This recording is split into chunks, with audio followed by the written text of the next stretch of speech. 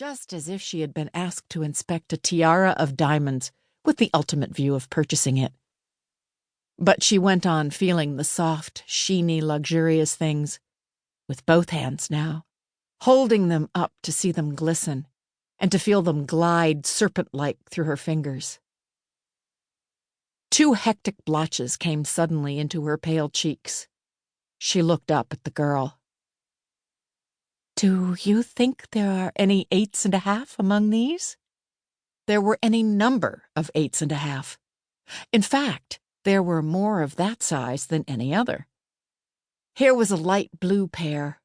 There were some lavender, some all black and various shades of tan and gray. Mrs. Somers selected a black pair and looked at them very long and closely.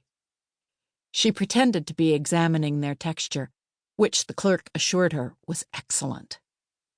$1.98, she mused aloud. "Well, I'll take this pair."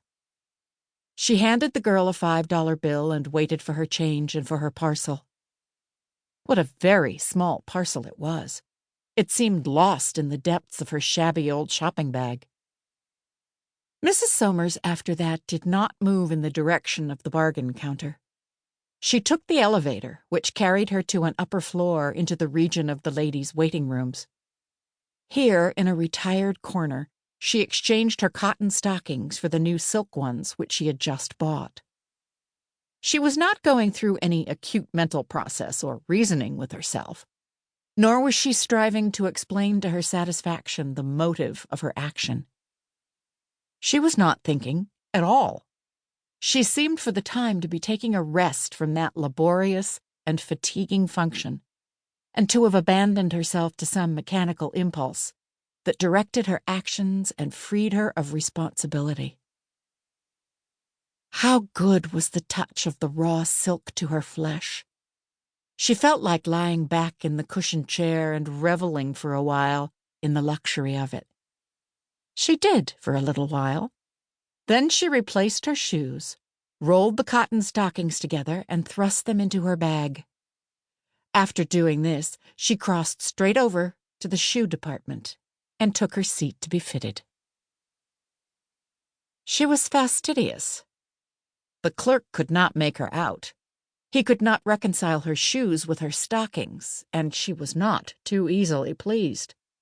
She held back her skirts and turned her feet one way and her head another way as she glanced down at the polished, pointed-tipped boots.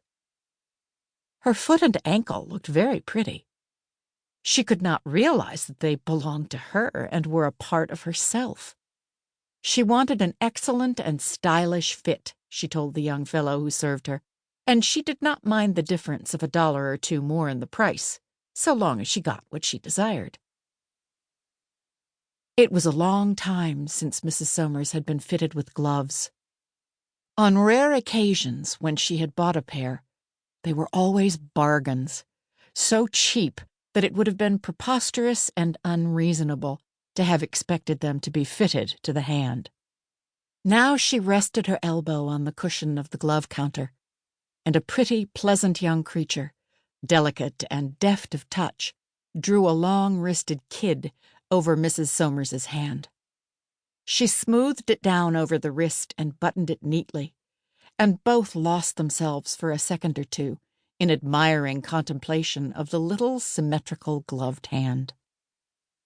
But there were other places where money might be spent. There were books and magazines piled up in the window of a stall a few paces down the street.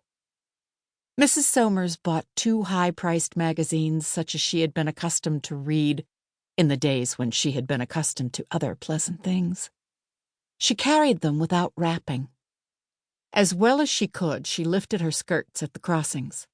Her stockings and boots and well-fitting gloves had worked marvels in her bearing, had given her a feeling of assurance, a sense of belonging to the well-dressed multitude. She was very hungry.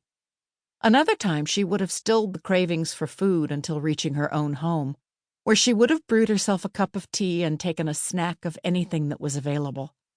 But the impulse that was guiding her would not suffer her to entertain any such thought.